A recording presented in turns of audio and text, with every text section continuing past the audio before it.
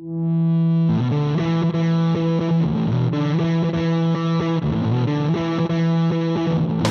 and gentlemen, boys and girls, cheerleaders, welcome to the episode of Tatami Talk. My name is Juan. This is my partner Anthony. It's a judo podcast for judo players by two judo players. So, Anthony, how you doing? Well, you know how I'm doing. I'm gonna try. It seems like every other episode I've been recording, I've been sick. So, yeah. Again, I was sick. Again, I'm still recovering. My asthma kind of has long-term effects after every time I get a cold. So my cold's gone. It's just I still have some breathing problems. Yeah, I'm going to try to not cough into the mic. But I was just thinking about this like yesterday. I'm like, man, my New Year's training goal has not been working out. It's already July. Yeah, we're already past the halfway point. half year mark, and I barely got much training done this year.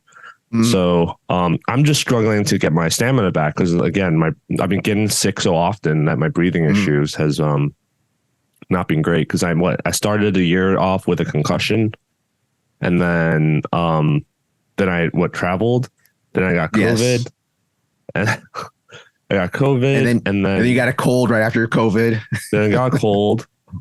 I got a cold like 3 times this year already, I think. So, you need to take some vitamins, drink some orange juice, man. Right. Come on. There was my B vitamin. There was my surgery thing too. Like that's gonna happen.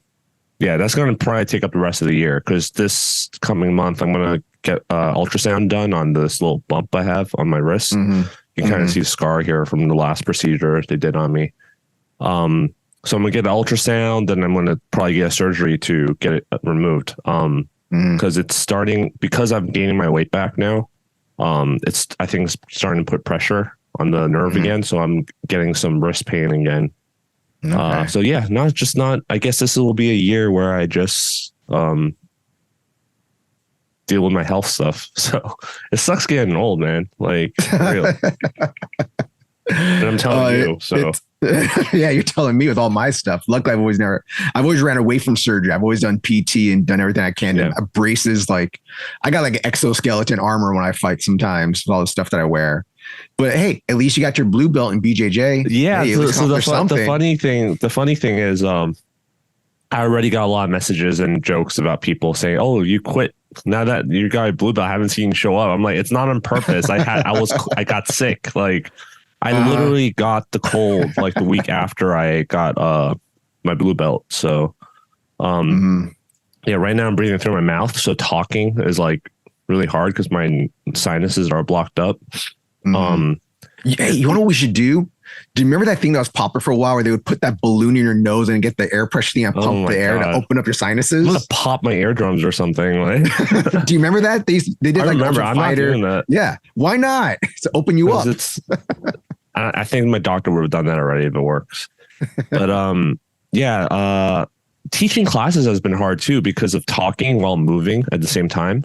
So I can't control my breathing. So I find myself like after demonstrating a couple of things, I'm like, I feel like I'm going to pass out. So I was like heavy breathing. So I just really had to modify the way I teach a little bit. So, but yeah, otherwise everything's good. Work. And I'm planning my trip to Japan. Originally it was going to be October, but I might push it back to November now because of I'm using credit card points to travel. And Philippe was going to go with us earlier, but then he decided not to because he's dealing with some stuff too. So now I can, like, since I'm going by myself, basically, I'm like, I can push it back to November if I want to. So it depends on the award availability, but Mr. No Days Off, going on another vacation. This guy. I mean, this will be my own. This is my vacation. This will be my vacation. I love how you use that excuse. Yeah. I love how you love that excuse. Oh, but that's my wife's family vacation. That's my wife's vacation. Man. No, this is my vacation now.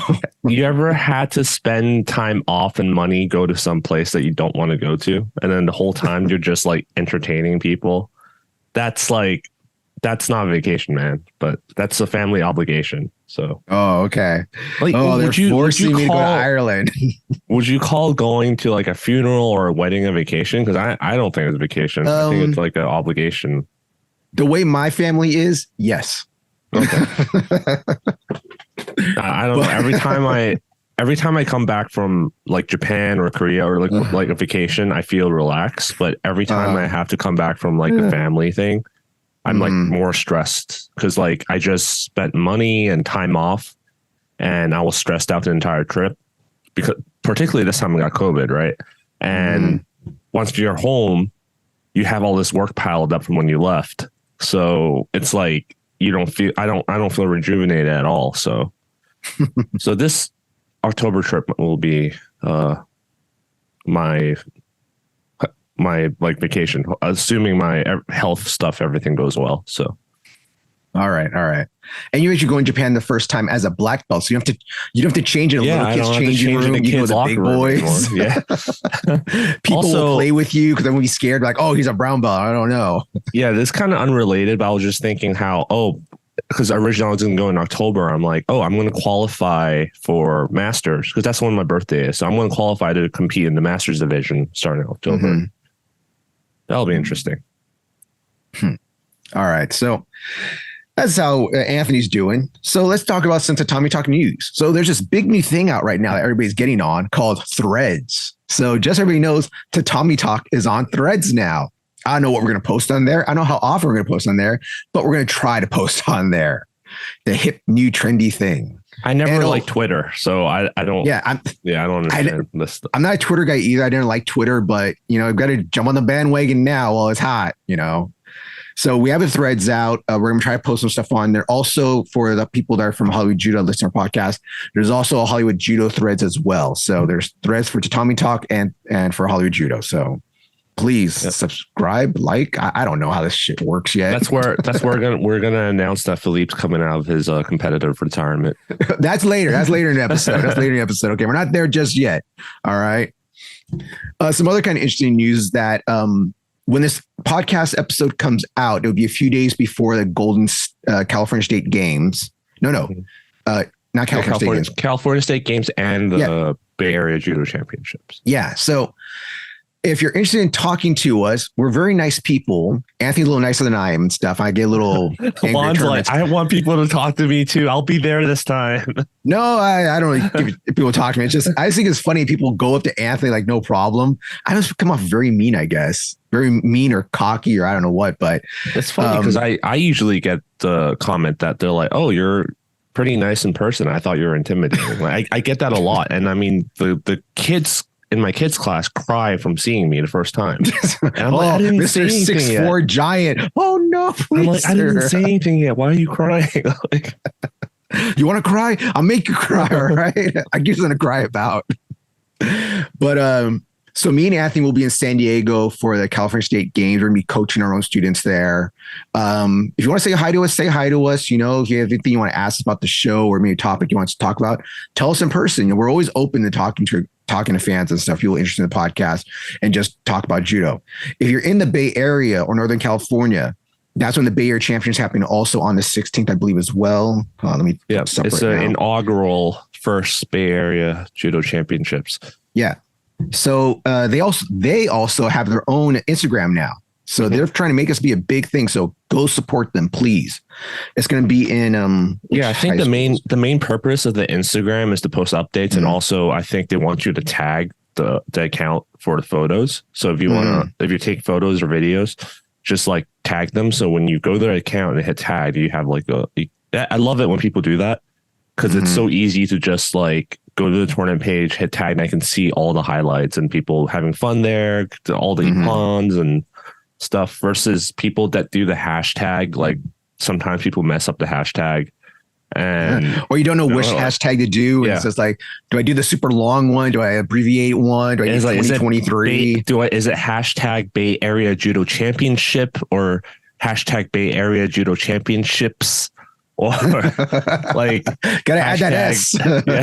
Yeah. So I gotta put the year 2023, or do I just put 23? Yeah, right. So that gets confusing. So I always like it when people actually take the effort to make an account instead of just relying on the hashtag, because it's much easier. I'm getting short of breath. It's much easier to see the photos and videos. So judo's back in the scene in the Bay Area. It's going to be in Castro Valley High School main gym. I've posted the thing on the Instagram before about how to register for it, the hyperlink. Please go to that tournament. If you're in Southern California or in was it Southern Nevada, would it be, I guess, come to California State Games. It's a great tournament. It's just support judo. Go out there and compete. Go out and test yourself. That's my thing. I always talk about that. I like to compete. So, I'm getting older. I can't compete as I used to, as much as I want to. I just always think competing is fun. That's where you really test yourself. And I know not everybody's a competitor, but you gotta try it once. I'm wondering, like Anthony. Yeah. I'm wondering if people in the middle, like between LA and the Bay Area, whether they would go to that one or continue to go to the tournaments all in Southern California. So I'm mainly thinking of Fresno, like Fresno Judo, Sensei Susui, whether they would go to the Bay Area Judo Championships, which should be closer than driving to San Diego. Technically, yes. Yeah, it'll be we nice. Want to go to beautiful, lovely San Diego. Like the selfish part of me is like, man, screw them. Just everyone come down into one big tournament, right? But on the other hand, I'm trying to put myself in their shoes. I'm like, man, if I lived there, I wouldn't want to drive all the way to San Diego to compete. It's nice to have a local tournament. So you have to make a weekend of it. You can't just be there overnight. Which is it Davis that does that a lot? They'll come out just for like the tournament and drive right back up. Yeah, I don't know. Like I haven't seen him in a while, and I think I know why, but I don't want to get into it. So you and your negativity always. So another thing that's coming up with us we're trying to promote more our YouTube page and just get more videos out there, more likes, people just support us, and maybe one day get a sponsor somehow, maybe a Gi sponsor or something, or a mat sponsor. Or we were actually joking about, because I was going to make some cool jackets for the dojo, but they came out really expensive when I came with the final price. Me and Anthony were joking about like, we need Tatami Talk hats, Tatami Talk shirts, Tatami Talk sweaters, hoodies. I wouldn't wear it. So I don't know why I would sell something that I wouldn't wear myself. So you wouldn't wear a Tatami Talk hat? No. Oh, maybe, you hurt my feelings. Maybe a t-shirt I would, but then I'd probably wear a hoodie over it anyway. So. But what I wanted to get to is that Anthony has now started putting up the shorts on our YouTube channel, and he needs people's help to tell him which ones you guys like the best, which segments you guys want to see us put up again. People can also clip it themselves too. Like there's a clip feature, I think. So and send it to you or what? No, I think it just shows up as a clip, but I don't know. Anyway, if you tell us which episode you like, which this topic or discussion you like, it'll make it much easier for me to to go through. Because a few shorts we were starting to talk about the shorts last episode before we ran out of time. But I sat there for like 2 hours to just go through like 2 episodes. I was fast forwarding it, but then clipping it was such a pain in the ass because you can only make shorts directly from your previous uploads on the mobile phone. But the interface on the phone to size the clip is really, really bad.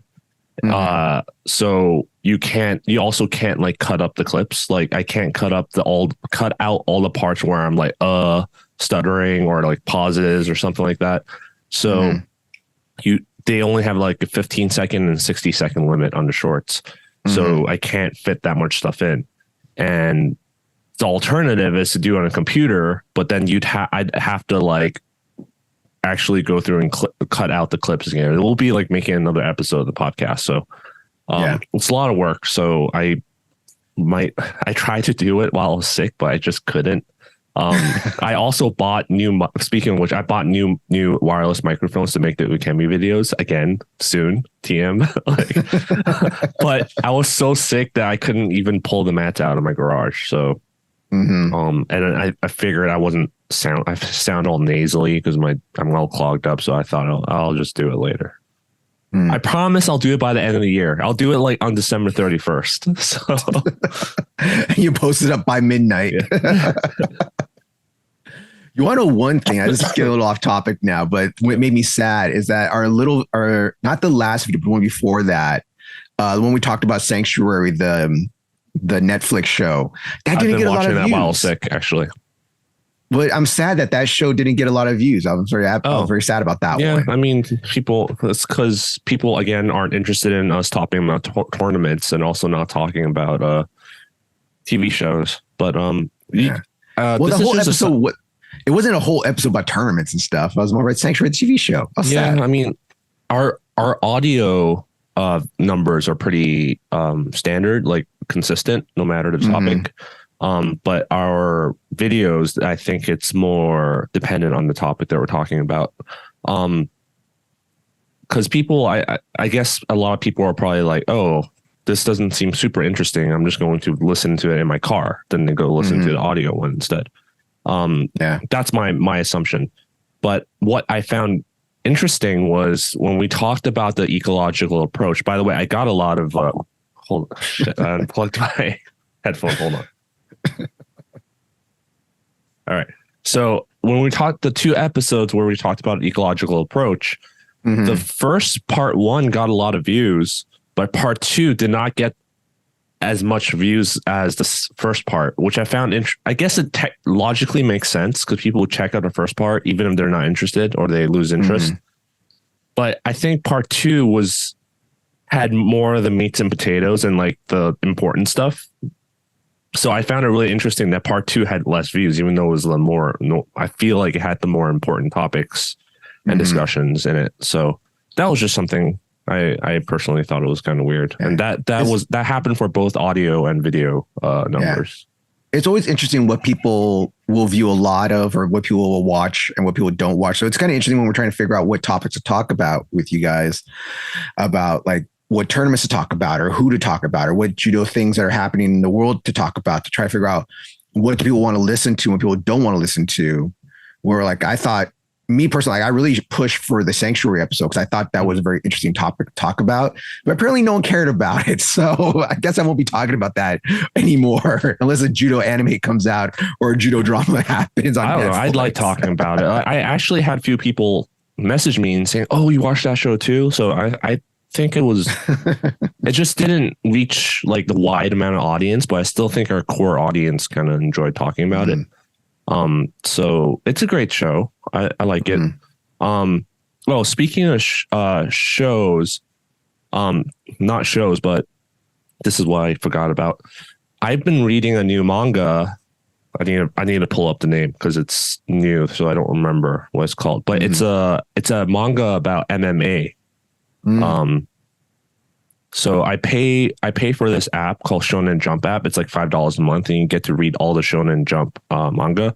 So if you don't know Shonen Jump, what is this Shonen Jump you speak of? What is that? I've never heard of that before. Yeah. So if you don't follow manga, Shonen Jump is is the magazine that publishes all the popular stuff like Naruto and Bleach and all that kind of stuff. But okay, so the manga is called Martial Master Asumi. I'm not gonna spoil it, even though it's kind of new, so there's nothing to really spoil. But it's about this kid whose grandfather is seems like a martial arts master, like a traditional style that seems to be has grappling, striking, and all that kind of stuff. And his grandfather is like in dementia, and it's like basically they send him to adult daycare and stuff like that. But he is lucid like for a few hours whenever he trains martial arts at the dojo. So when it's the main character's turn to take care of the grandfather, he would meet up with him at the dojo and then they would train together. And that's the only few hours where he's like lucid and sharp and knows who he is, kind of thing. So this character is like jacked and he's like a nerdy looking kid, but he's actually like an MMA fight. Like he's like really good at fighting basically. And his classmate convinces him to join like an MMA club with him, kind of stuff, because he gets bullied and stuff like that. But long story short, there's a lot of like legitimate judo and jiu-jitsu techniques. Like they're talking about, oh, that's an arm bar, oh, that's an omoplata. Like they actually call out these like names, so it's pretty cool. So there's only been a few chapters so far, but it's been kind of fun so far, so I highly recommend it. And since it's new, there's only like 4 chapters out so far. I think it's pretty easy to get to versus like if a lot of times people are like, oh, you have to read One Piece or something like that. And I'm like, oh, my how many God. chapters Don't even there's 700. There's like 700 chapters. I'm like, okay, I'm not catching up to that. It's almost as bad as Dragon Ball. It's like 20 years of story. Come on. I can't imagine telling some kid to get into Dragon Ball right now or telling a kid, you got to start One Piece now from the beginning. Oh, you have to waste your time. I would tell someone, if anything, recommendation for me would be Baki the Grappler. Yep. Like I like Baki the Grappler a lot. I enjoy it. I used to read the manga a little bit back in the day, but I'm lazy. So I just watch the anime. See, but Baki is all, what do you call it? Ridiculous. Like Dragon Ball levels. Baki the Grappler, ridiculous? How dare you say that? Yeah, but this one is realistic. There's no superpowers yet, like yet.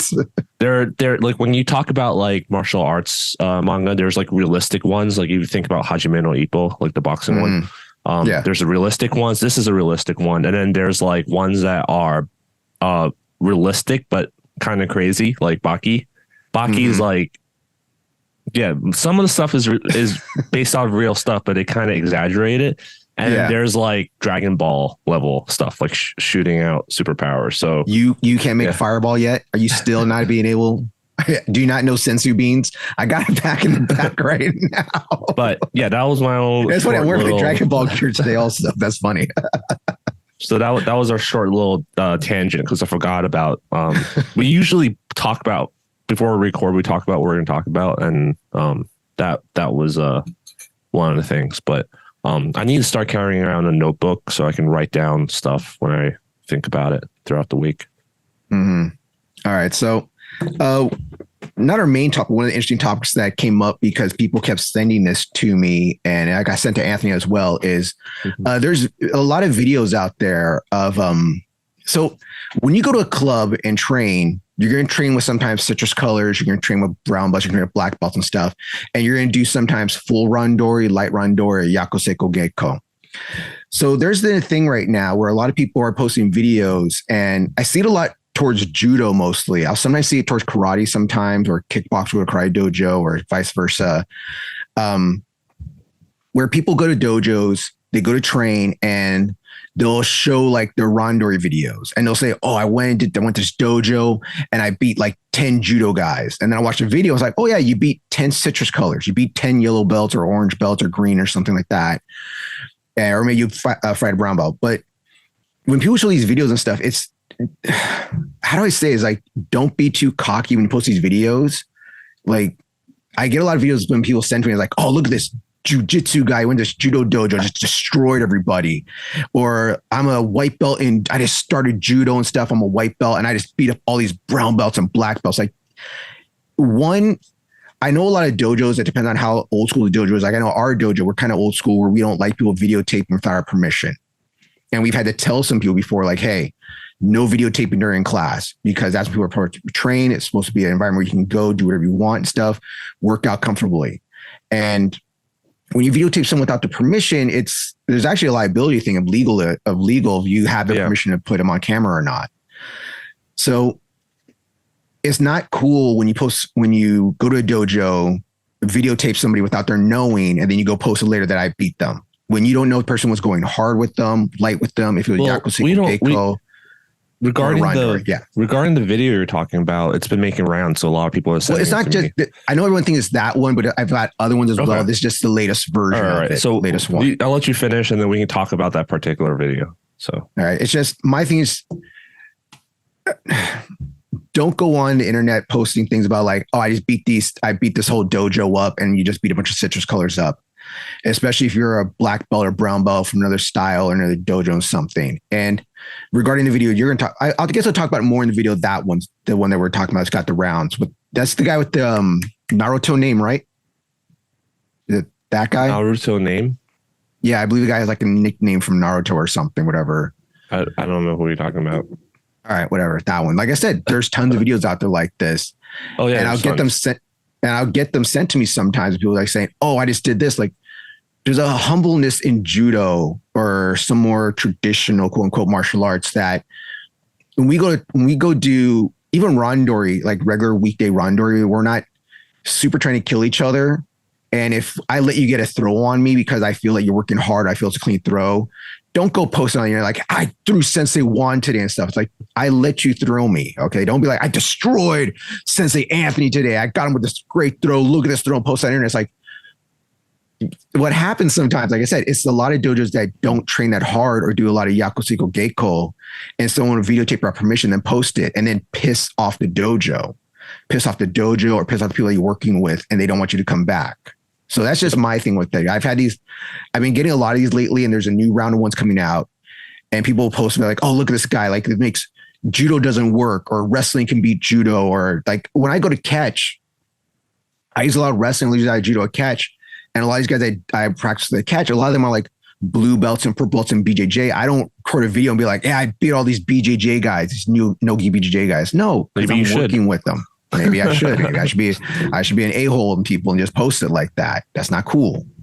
So yeah. So let's go back to the video that you're discussing. Yeah. When so you brought up. Before we do that, like, yeah, I agree. One, there's a liability thing, even though most clubs nowadays, especially for-profit clubs, have it when you sign up in a waiver that you sign a release, basically saying the dojo can record and use your photos and your face and stuff for marketing purpose.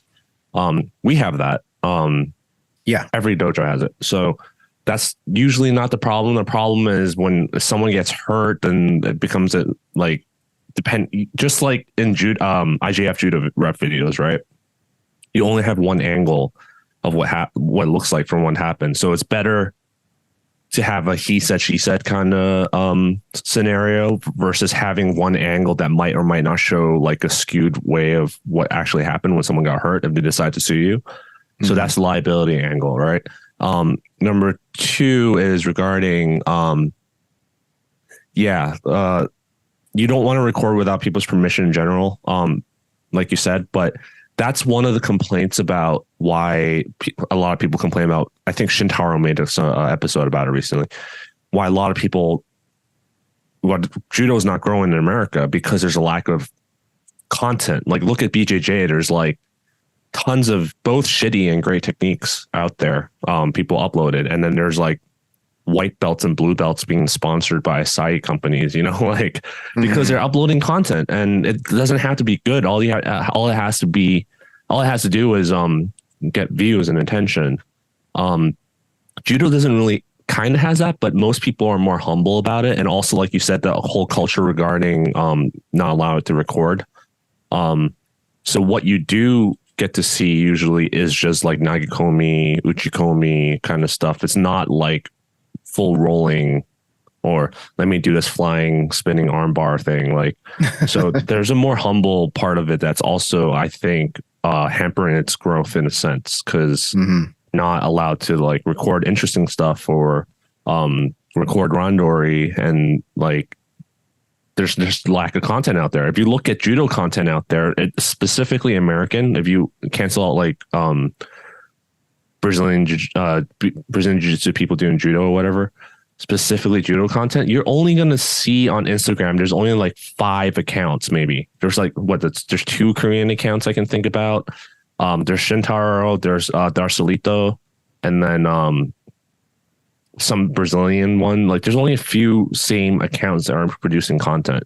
Versus if you look at jiu-jitsu, there's like I know at least 4 or 5 people from my club that produce content in Brazilian jiu-jitsu. Like, so that's something that Shintaro was basically saying. People should start making more content. Don't care about what other people say or judge, as long as it's not like disrespectful or dangerous or whatever. But so that's one thing. Now, regarding the video that we're talking about, I'm not going to link it in the description, but to describe it, it was a BJJ black belt. He's a really famous guy. And he was, I was about to blurt out the country, and then I'm like, that will like explain who it is. That kind of already says who it is. But he went to a judo club and he uploaded clips of himself throwing a bunch of people. And I think if eventually there's one guy that was a brown belt or a black belt, but most of them were like green belts, orange belts, and stuff like that. Which is impressive, but also he cut up the video, so there was no context to how they got there. Like, for those who don't understand this kind of stuff, you don't know the skill. One, we don't know the skill level of the person if we only get to see the moment that they got thrown, right? You have to see the gripping, the movement, and all that kind of stuff. And that's also what tells you how hard the person was thinking about going in the first place, right? So when you just cut it up like that, it's like, oh, great. He was going really hard. Like he was exploding his hip. He was doing a lot of hip throws. He was exploding his hip inside and pulling super hard and landing on top, rolling through kind of stuff. So he was going really hard. I don't know how hard the other person was going. But like you said, most of the people were colored citrus belts, right? So it's not very impressive that this guy is going 110% and smashing a colored belt on the ground. It's not something. In fact, I'm just like, wow, my first question is this how that dojo trains? Like, is that how they train? The second thing that I personally had a problem with, but maybe it's not a huge problem because he got a permission from an instructor, was that he was wearing a BJJ gi and BJJ black belt. Yes. Anyone who trains, who has trained at the judo dojo with a BJJ visitor knows how hard it is to grip that freaking elbow grip. Yeah, and this is something we talked about. This is something we talked about before in other episodes and stuff to explain to people that I'm surprised how many people don't know. So I even know some black belts that when this video came out that talked to me later, that was like, I never noticed that. I never knew. It's like it's pretty blatant. A BJJ gi, because it's their weapon and stuff, it's more tapered to their body. And you watch our BJJ gi versus judo gi, and I show you how big a judo gi is compared to the BJJ gi, how much is tapered. So when you fight someone in a BJJ gi, you can't get traditional or regular judo grips on a guy, gain a collar and elbow, because with their elbow grip, that simple, that old school elbow pull away technique in BJJ works great because their gi is so tight to them. When you take away that fabric with your bicep, make it tighter onto you, it's much more easier to pull away.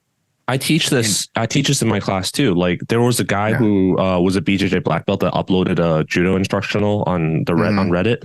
And one of the critiques that the judo community gave him was like, oh, you're grabbing too low on the sleeve. And then I was like, hey, as someone who trains both BJJ and judo, like it's really hard to get that elbow grip on a BJJ gi. Like it's so hard. So I always opt to grab on the end of the sleeve because there's more material there.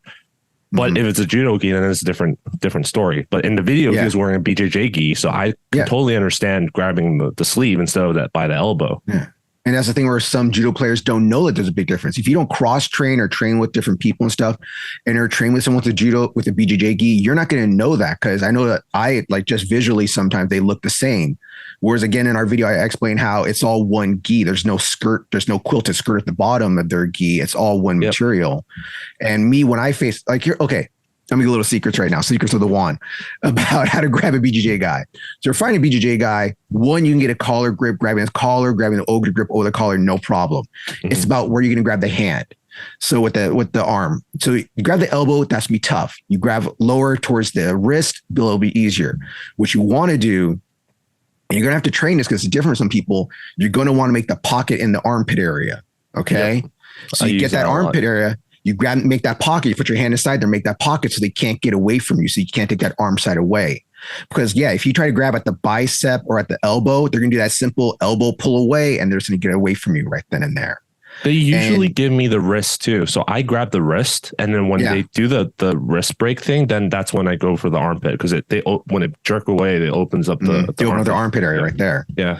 But that's the thing, like, if a guy's going to go train, if someone's going to train, whether it's a lady, man, whoever's going to be, that's going to train at a judo dojo, why is the instructor allowing him to wear a BJJ gi in the first place? Like, I get, like, we have some our own members. He's a really famous guy visiting, you know? I would not let him. So we had a person visiting a dojo the other day that came in wearing like white pants and a black BJJ top. And Philippe was like, no, we don't allow that here.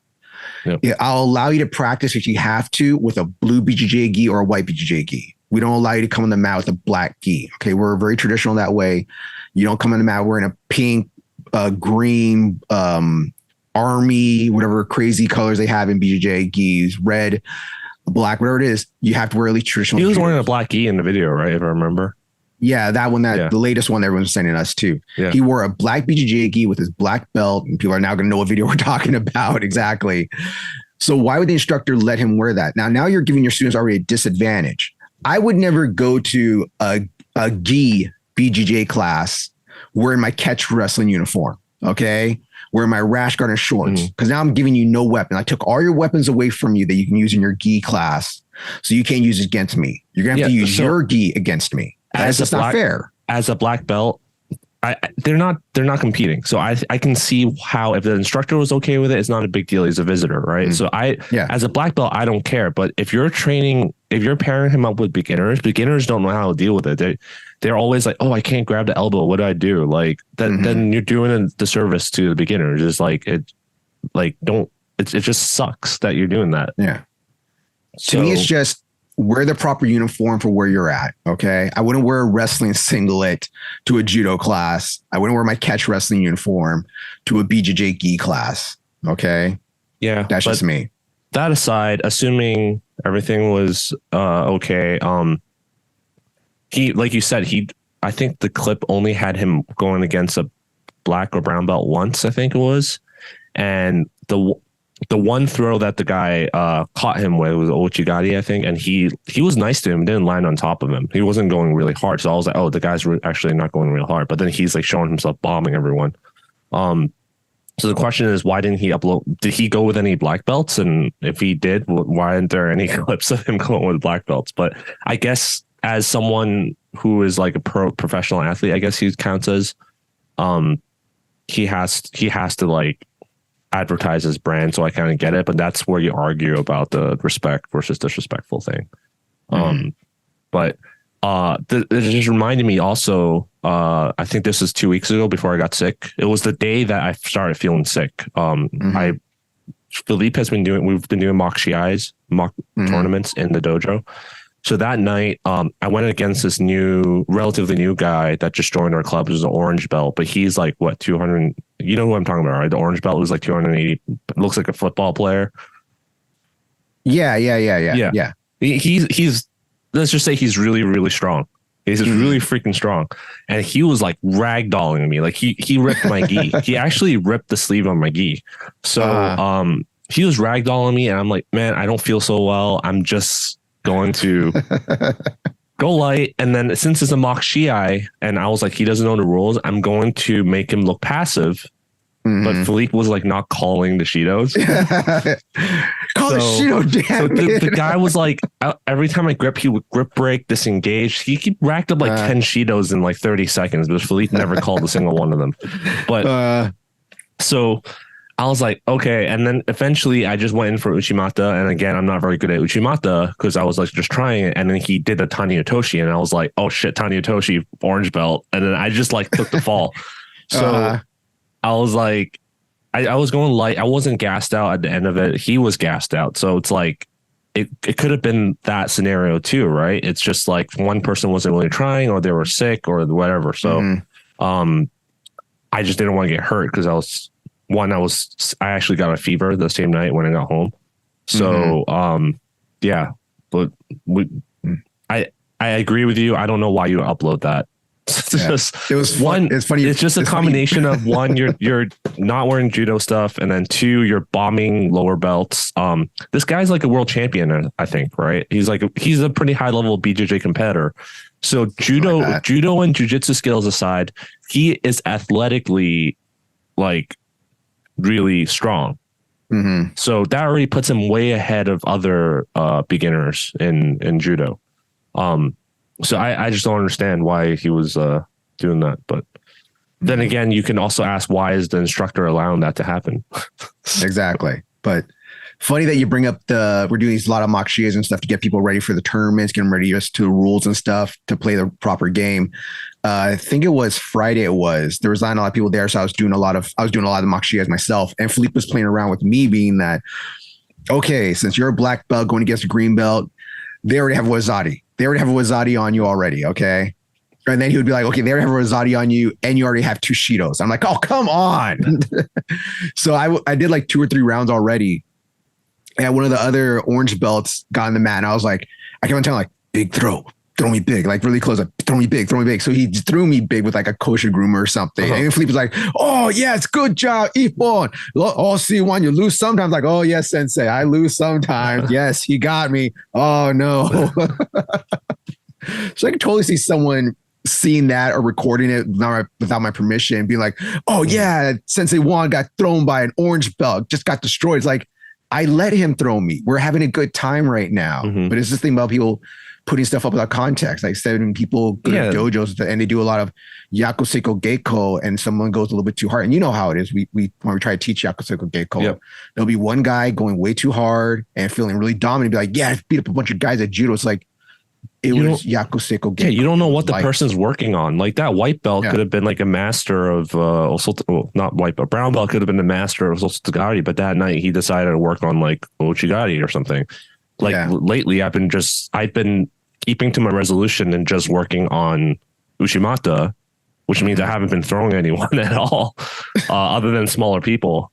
So even yesterday when I taught class, I was like, okay, this is how I approach learning a new technique. This is something I suck at that I'm trying to work on and demonstrate it, and it looked terrible.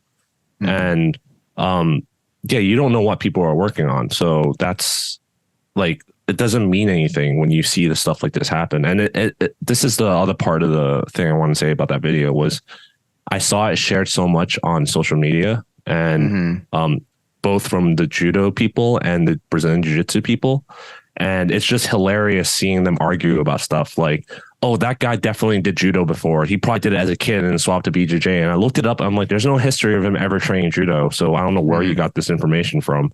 Well, I read on one of them that the dojo they trains at does a lot of judo techniques also. I don't know if they're instructor, I mean, a co-instructor. I read one of those ones like, I know that gym that guy trains at. They do a lot of judo too. It's like, hey, great for him. Good. That's fantastic. I love hearing that. I mean, you know, that's not to me, that's not a diss. That's like, great. I'm fantastic. I'm glad that he's a well-rounded BJJ player. There's a lot of old school judo people that try to discredit people who are able to do judo techniques without going to a judo school. I don't know why. Yeah. So well, it's grappling. Well, to me, it's just when you post these videos, I know it's just a judo thing. It's just a martial art thing to me and stuff. Just be humble about it. Don't post, I destroyed an entire dojo. The guy didn't say that though. No, I know that, but I'm saying it's not this video. Like there's other ones. It's not. We're discussing this one. I know which one you're talking about. I just mentally blocked that one out because I don't. Yeah, just be humble out there. Say I had a great match. I had a fantastic time. There's no reason to be too cocky and stuff. It's just hilarious. I post a video next week like, look, watch Sensei Juan destroy 10 yellow belts in a row. Yeah, it's like it's funny when people see that and then they think it's like they were trying, like it's like, no, that's again, you don't know how hard they were going, whether they're hurt, whether they let you throw them. Sometimes it's very obvious that they let you throw you and people still think they were trying hard. It's just funny. But the other thing, like on the other side of the discussion is BJJ people saying like, oh, this is why like jiu-jitsu is the best. Cause like, look at these judokas can't even deal with a guy who never trained judo before. And then there's people arguing about the techniques, and it doesn't matter. I don't know why people make all these assumptions out of it, but let's just cross train. There's always gonna be a blood feud, man. There's always gonna be that blood feud. That's just how it is. This is a perfect example of why people don't allow recording, is because there's a whole shut up and train mentality, which is good. Like. Yeah. But then that's the nonprofit side of judo speaking. If you want to grow judo, you have to, I think, record this stuff to show what kind of culture and atmosphere your dojo is exuberating. If I saw this video and I was like, I don't want to train there, they're letting this black belt just bomb orange belts, I'm not going to train there. And he gets to wear a BJJ gi, like, screw that. True. Very true. So that's just how we feel on that. You know, I know people are reading too much into it when it's just take it for what it is. Yeah. Yeah. It's just our thoughts on it. I'm more humble about certain things. Anthony's even super more humble than I am. So this is just us and our quote unquote traditional more way of thinking, I guess. But Yeah, so that's just our thoughts on it. I got it sent to me a lot. I get a lot of these videos sent to me personally. Anthony gets them sent to him also. We'll see him on our algorithm and stuff. So that's why we just wanted to talk about it today. This is the big thing happening. Even the videos that we upload where we throw each other or throw other people. It, like, sometimes they let it happen. Sometimes I just caught them off guard. Sometimes, like, it's not, none of it was like, oh, you got me good kind of thing. Like, that rarely happens, you know. It's just, it happens. Mm-hmm. So, all right, so let's move on to our next topic of the day. So we're going to talk about our next topic, or main topic of the episode. See how long we talk about this one is retirements, judo retirements, martial art retirements, MMA retirements, just retirements and people coming out of retirements. And the reason we're talking about this, well, should we talk about the non-judo ones first or talk about the main judo one first? The one that about Philippe coming out of retirement? No. So the joke is that, so one day, so it was, I don't know if it was this week, it was this week in something. Okay. So I was on my MMA, on my, doing my, not my research, but just going through the news and stuff. And I came about Overeem. Okay. So Alistair Overeem announced that he's retiring from kickboxing. He's retiring from MMA, and he looks like Pride Overeem again. He looks like the Demolition Man again. He doesn't look like Ubereem. He doesn't look like the Reem anymore. He's not super heavyweight. He's back to normal 205 looking Demolition Man. And so I've sent to Anthony saying like, hey, look, he's retired. We both joked about like, is he really retired or is he still on his 2-year suspension from his last fight? Which if you know Overeem, you know why he's on a 2-year suspension or 3-year suspension. So that was kind of funny. And then the next day, I think it was, GSP announces that he's coming out of retirement on his Instagram. And it's funny, when he announced that, I was like, he's going to go Karate Combat. He's been a spokesman for them. He's doing some announcing. I don't know how he's got his UFC contract, but he's going to go into Karate Combat. Just be crazy. And then they announced, oh, no, he's going to do, what's the UFC's grappling show called? Do you remember? Oh man, I can't remember. I thought it was just Fight Pass or whatever, but is it Fight Pass? Maybe Fight Pass Grappling, whatever. I can't remember the name of it. But apparently he's coming out of retirement to do Fight Pass. Okay, the Fight Pass Grappling. So he's gonna have a grappling match. I know some names got tossed out with Khabib. Oh my God, I had him on my head earlier. I should have wrote him down because I already remembered him. But just that he was gonna have a grappling match with somebody, like some really good grapplers. I don't know if it was one of the Gracies he was gonna have a grappling match with, but a big one that they wanted to have was him versus Khabib, which would be very interesting to see Sambo versus BJJ wrestling. You know, Sambo / judo versus BJJ in wrestling would be a pretty interesting thing to watch. So GSP comes out of retirement. And then I think that same day I read an article about the Reem. I guess someone heard that he retires. So like some small federation offered like, hey, well, if you want to come fight for us, we'll pay you to fight 205. So the Reem was talking about, I don't know if he said, but it was like, hey, I might come out of retirement. So his MMA retirements don't last that long. That was around the same time that, go ahead, continue. And this past weekend, if you watch UFC, there was a big thing about, oh my God, what's his damn name now? Robbie Lawler having his last UFC fight and him going into retirement after being put in UFC Hall of Fame for his fight with Rory McDonald. Just a big retirement weekend stuff. So was there something else you want to talk about? I was just talking about before I get to the judo one. Oh, I was going to talk about the judo one, but I was like, mainly we're talking about everyone's coming out of retirement. We're not talking about people retiring. People retire all the time. People get old. Yeah. It's people coming out of retirement. But this is, so this is about people coming out of retirement, like I was talking about. It's just this lot of retirement talk happening.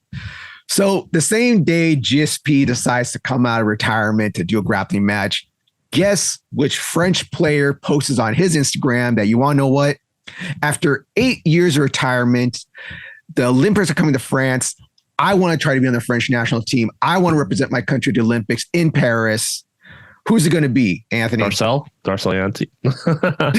No, it is. I wouldn't be surprised if he's next. I wouldn't be surprised. He's like, yeah, fuck it. I'm gonna fight for minus 81. Yeah. Hugo Legrand announced on his Instagram that after 8 years of retirement, I have the itch to fight again. I want to represent my country in the Olympics. I want to try to get on the national team again, which probably already had the spot, I bet. I don't know if he has to like qualify or what. I don't know. I there's some debate about that. I don't think it's guaranteed for him. So for Hugo Legrand, if you don't know who he was a very good French judo player. He got silver in the Olympics. He was a European champion and got, no. No, let me look this up again so I make sure I have this correct. Oh no, I got it opposite. It was World Championships. He got a silver. European champion. Yes, no, he's Olympic silver too. No, right here it says that he's Olympic bronze on his profile. Olympic silver, I'm pretty sure. I'm gonna look it up now. 99% sure. All right, look it up right now. Because when I looked it up for my notes, it was. I guess it says bronze. Yeah. On Wiki it says bronze, but I thought it was silver. Huh? Yeah, it's silver for his so. Either way, Ugo Legrand was a really good judo player, one of the top players in the world at his time. And like I said, at the Olympics, he took bronze, European champion, and world silver medalist. So he's a really good player. If you're wondering where he fought at 73 kilos, was it? Yeah. Yeah, he was a 73 kilo guy.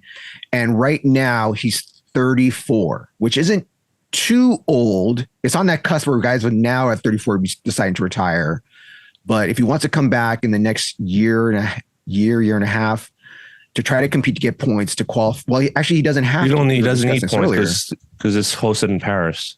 Yeah, and people that don't know that, so whatever country hosts the Olympics, they get to put one person every sport. That's why every weight class. Well, I mean, like any sport, like judo, all sports, karate, fencing, they get to fill archery. Team. Yeah.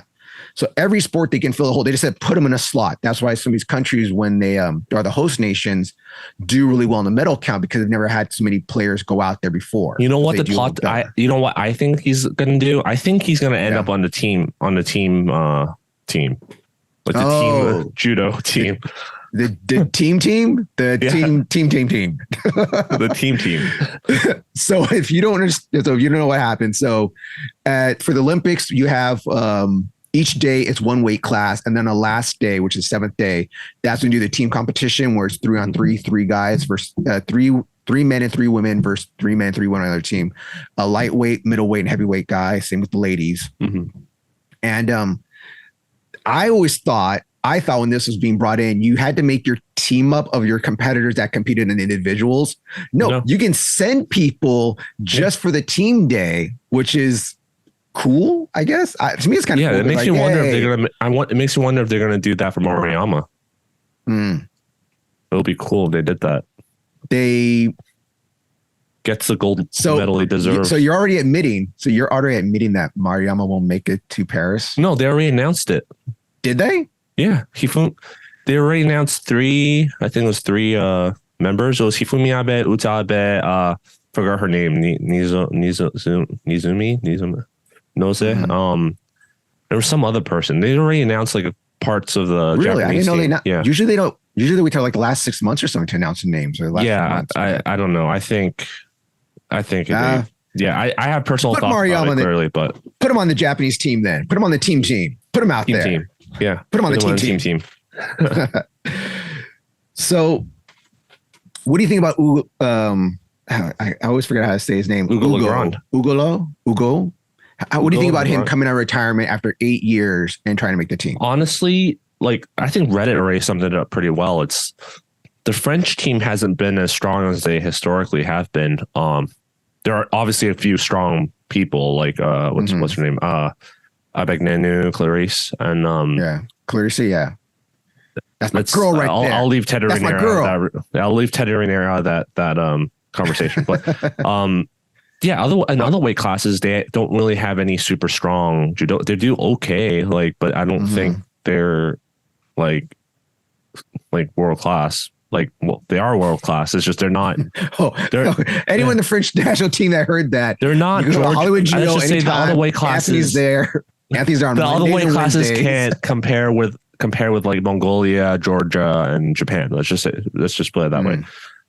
So I think it will all come down to whether other people will be pissed off, which I don't think they can do anything about it. Because if I was like 71 kilos and I was earning points to go to Olympics, or it was my spot, and this guy just comes out of retirement and takes it because he previously was famous, then I'd be pretty pissed off. So I think that's the only concern, but it's not out of the reality. It's not impossible. It's not unthinkable that he might actually just get the spot because there's no other strong judoka. So if he can prove that he can beat the other people, I'm sure they'll give him the spot, just for optics.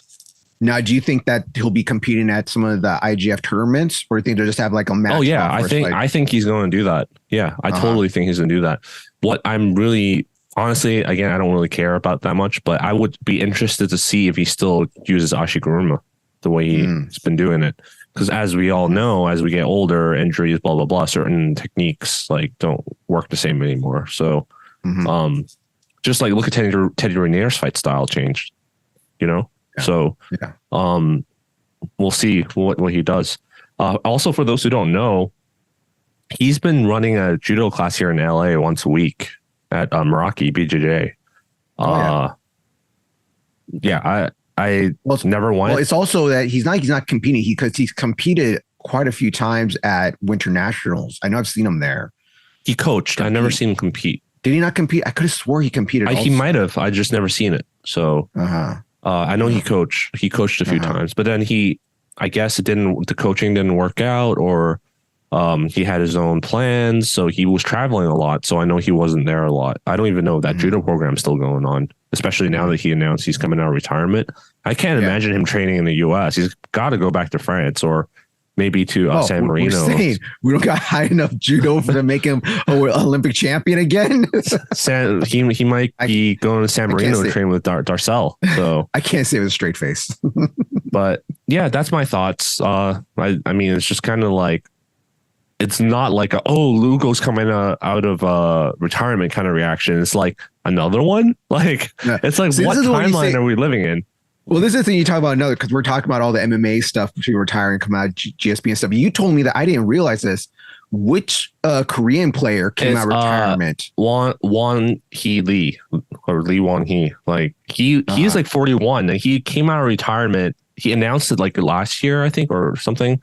But he fought in the Ulaanbaatar Grand Slam. He fought in the Ulaanbaatar Grand Slam last month. So it was actually late June. So it was only a few weeks ago. And he won one match and lost another one to Shido, I think, to Hansokumaki and Shido's, I think. But yeah, like I was like, what the hell? Like, so that was the first one, and then now Ugo Legrand's coming out of retirement, and then GSP's coming out of retirement. I'm like, hell, next thing we're gonna know is Philippe's like, I'm gonna compete in the next Winter Nationals in the seniors category. Yes, seniors. I'm not doing my age, but I'm going as the young boys. I'm the young ones. Give me those kids. I guess in judo, in local judo scenes, more common to see old people still competing. Just like Brian Hershowitz. I was about to say, yeah, but he never came out of retirement. He never stopped competing. So he's never stopped. He's still in his early 60s, still going. Never put out that flag still yet. Fighting people in their 20s and winning matches. So that's crazy. Yeah. So good luck to him. I hope he does well. I hope he has the cardio, because I know as you get older, that's one of the hardest things. But again, he's only 34. And I know to some people that I'm only 34. I'm only 34 too. yeah, he's your age. So think about it, he's your age. And I'm complaining about getting sick and dying and all that kind of stuff already. So you got a weak immune system. I don't know what's wrong. You need to take some B vitamin U or something. I need to have some of that French food. That French food, yes. I think it was the Irish food that got you COVID sick. All right. Actually, the Irish food was really healthy. Yeah, I decided to change my diet up a little bit since I came back, because I haven't felt so healthy since a long time. Probably since I lived in Asia. And that's my main complaint. It's just America. It's really hard. They make it really hard and really expensive to eat healthy in America. It's Pasha. Yeah. All right. So with Ugolo, you're thinking that you brought some mind to me that they might put him on the team. That'd be kind of cool. Yeah. But if he goes, that's going to be a thing now. We're calling it the team now. So that's our thing. We make shirts and hats that say team on it. Tatami Talk, team. TT.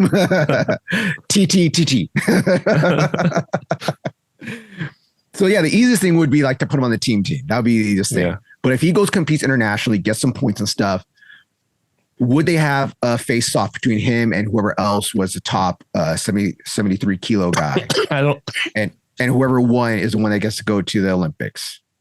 And Anthony's dying right now. Yeah. So if you're an audio listener, Anthony's just dying. I don't know who the guy is in that weight class. But I also can't imagine if he's going for the normal weight categories that, like not the team, that he would actually go for 73 again. I think he would move up. Why? Because that weight You cut, think he can make weight? his cardio's already, like you said, as you get older, the cardio's already like bad. So why would like cutting weight will make it even worse? So then it'd be 81 then. Do you think he'll fight 81? That's my guess. I think if he's not going for, I think number one, he's going to go for team. If that's not the case, I think he's going to go for 81. That's my personal assessment. My guess. Interesting. Yeah. All right. Well, like I said, good luck to him. We'll be looking out. We're watching, see what happens. We update our audience on what's going on. You know what'll be interesting though? If he stays in 73, he's in the same category as Lee Wan Hee. We have two retirees. No, not my. I think we have two retirees going against each other in the same weight class. Yeah. Well, you think they'll fight each other in the first round? Maybe. Next is going to be what's that other Mongolian girl that we liked? What's her name? Crap.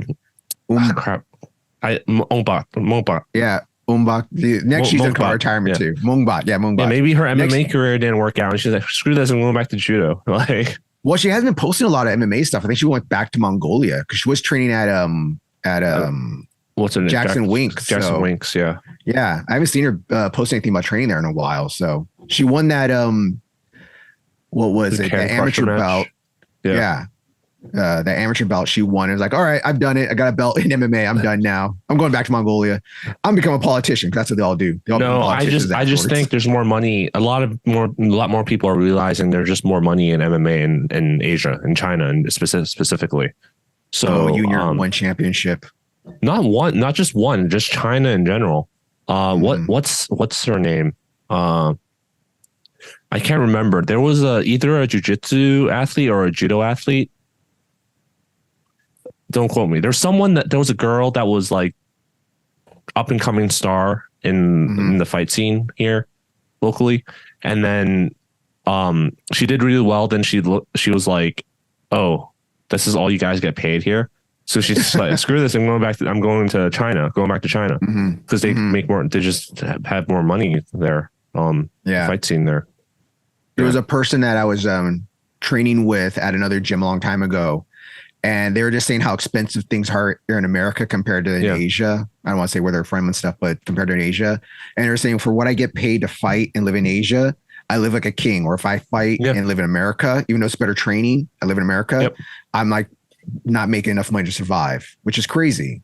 Yeah, like one of those trade-offs. Like, am I going to get great training in America, but live like a pauper, or get okay training for certain things in Asia, but live like a king? It's like, which one do you choose? Well, again, like I said, eating healthy here is so freaking expensive. The only thing go to the 90-cent store. The one thing they have going here is protein, like meat, is really cheap here compared to other parts of the world. But otherwise, there's the healthcare costs is a lot. I mean, you have to, if you make it to the UFC, then they'll cover it. But before that, who's going to cover all the injuries and bangs that you get? So, I think if I was a fighter, I'd probably end up fighting somewhere else too for that reason. Well, living somewhere else. I'm about fighting somewhere else. Yeah, living somewhere else. Yeah. Where it's cheaper. Yeah. But like I said, it's the trade-off between training and quality of training and the quality of living. So that was just some interesting thing that happened this week. I guess we were going to talk about it more, but I guess we're not. Like, there's not really much to say about it. No, like, I mean, it's just, I wanted to say, I don't know what kind of timeline I'm living in, but I'm not enjoying it. Okay. Like, it's just all the retirement things. And then there's the, what do you call it? Elon versus Mark Zuckerberg. You want to talk a little bit about that? Then? Elon versus Mark Zuckerberg. And then I heard just today I heard like Pacquiao's fighting Floyd Mayweather again. Like, are they going to do like one of those? What do they call those? They're not. Oh my God. It's not a smoker fight, but it's a no knockout fight. They're calling them now, where they're not allowed to knock each other out. I think it's weird as shit. I always thought a lot of those high profile boxing matches are more like a circus. I'm going to get so much hate for that, but that's just how it seems like to me, especially with what's that YouTuber guy. I'm not gonna. I don't want to name him. I don't give him. I know exactly what you're talking about, but I'm not gonna name him. Especially since he's been like, and people pay for that shit. So I'm like, what? You're making your own sport look bad. So okay, so back to the Elon Musk Zuckerberg thing. Since you brought it up, let's talk about this for a little bit. Just for this fun. is I'm grappling, sorry, technically. We're gonna lose people during this part of the episode. I'm sorry, guys. Please like, share, and subscribe. All right, at least. Okay, so the Zuckerberg thing. All right, so Zuckerberg, I believe he lives in the Bay still. He's mostly he does a lot of BJJ. Okay, I'm not sure what his striking is. All right, if he's just doing kickboxing or boxing or what he's doing, but he's doing a lot of BJJ, competing at BJJ tournaments. I would love to be one of the guys to go against him. I think their match is going to be a cage fight, like MMA fight, right? Yes, it's an MMA fight. It's not a grappling match. Okay. Who knows this is going to happen or not? This is some BS that the last I heard was like the UFC wants to hold. Last I heard, Elon Musk's mom was like, no. And then, it's off, guys. My mom said no. My mom said I can't fight. No, I can't fight. But okay, let's go and tell the tape. All right, whatever. I don't know height and weight stuff. Let's talk about. But now they're like, it's on abilities. It's on it. The UFC said that they would have it at like a special event or something. BKFC said they would host it. Karate Combat said, "Oh no, we'll do it for you." I even think One Championship jumped on the wagon and said, "No, we'll do it for you over here in Southeast Asia." I know they're the big ones. I'm not probably other ones probably said they'll have it too, but those like big ones that said that you can host it here. So with Zuckerberg, he's a grappler. I'm not sure how much striking he's doing, but he's doing a lot of grappling. Who's I'm not training? Sure he's a blue belt. There's some BJJ guy that's training Zuckerberg. I forgot his name. I don't know. And then he has the money to, and then GSP has the money is to get privates. Yeah. And GSP's training Elon. Is he? Yes. Because I've heard Elon is doing like some weird mystical martial art, like Steven Seagal BS stuff. So Elon Musk did judo as a kid, right? Yeah. I know that, but I'm saying like what now he's doing. Like I heard he's training some mystical martial art guy, but if he's training with GSP, okay, good. At least he's training. So he's training with GSP, person. And then Elon's training with some other BJJ guy. I don't know. But it's like a classic striker versus grappler. It's a classic striker versus grappler match. And not even the same weight class. Elon Musk is like at least 2 something. You see that guy? Like I know they're saying. The other thing. I know they're saying like, oh, he's like 185. BS. This dude's like 230. My ass. All right. Mark Zuckerberg looks like he's like 180 or maybe 170. Oh, I think he's like 170. Maybe he's floating between 170, 180 or something. Like, how do you get this match sanctioned? It has to be a smoker fight or Dude, they're fucking rich. They can do whatever they want. They can buy an island somewhere and host the fight if they want to. Fight Island, guys. We're bringing back Fight Island. All right. We're going to have Enter the Dragon rules. All right. It's blood sport, a real blood sport, a real kumite. All right. Oh my God. It's just like the thing that can make this worse is if they put some of their company stuff on the line, like, oh, if I win, like you shut down Threads or something like that. That is some that would be it. Yeah.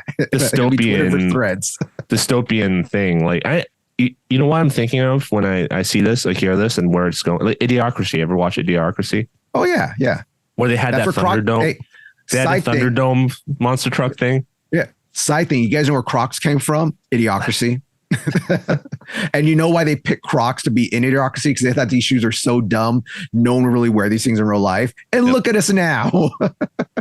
Yeah. So I just thought about how they're going to make decisions based on that. Like, hey, instead of suing you, let's just have our CEOs like fight it out in a cage match somewhere.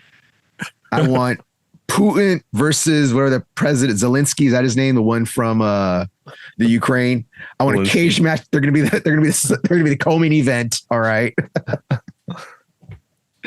But yeah, it's not gonna happen. There's no way this is all just talk. This is never gonna happen.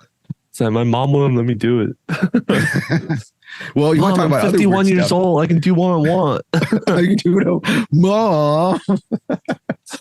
Like you want to talk about another crazy match? I don't know when it's happening soon. I believe is the Nate Diaz versus I'm going to say his name, one of the Paul brothers, the one that still boxes. They're going to have a fight, which another one that I don't know how's going to happen because the Paul brother, again, fights at 185. I refuse to give them attention because it's just going to keep happening if you keep giving them attention. It was like he fights 185 and Nate would always joke, would always like just gloat about like, yeah, when I fought at 170, I just wouldn't eat lunch or like you wouldn't eat breakfast or something and weigh in. So it's like, how are they going to allow this fight? I don't know, man. Crazy ass world we're living in. These celebrity boxing matches. It reminds me of MTV. Like back in the day, MTV yeah. I'm dating myself now. So no, we all are. All right. Yeah. We all are this way. All right. Okay. So with that, is there anything else we want to talk about? People coming out of retirement or any more celebrities or millionaires? Please stop coming out of retirement. Please watch after we record this episode, and then within the next week, someone else is going to announce a retirement. Coming out. No, they're going to announce coming out of retirement. They're going to announce out of retirement.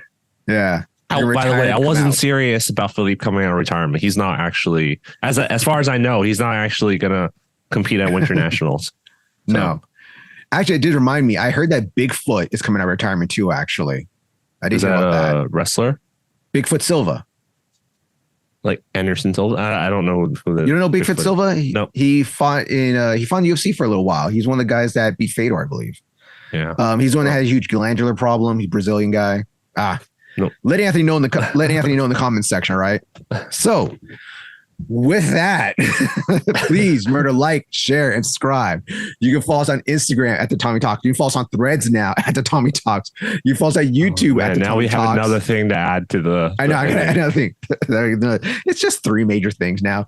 If you like us to talk about anything, give us things to talk about, things that you want to ask questions or anything out there, just hit us up at tatamitalk@gmail.com. You can follow me at @Jerry_Juan. You follow Anthony at Anthony Throws on Instagram. Am I forgetting anything? No. Is that everything? I'm good. All right. So with that, don't forget to join the Tatami Talk teams. Oh, teams. Yeah, teams. It's the TTT. Yeah, join the Tatami Talk teams. Yep. Yes. And stay retired. Yep. And stay retired. Yes. Don't forget to stay retired.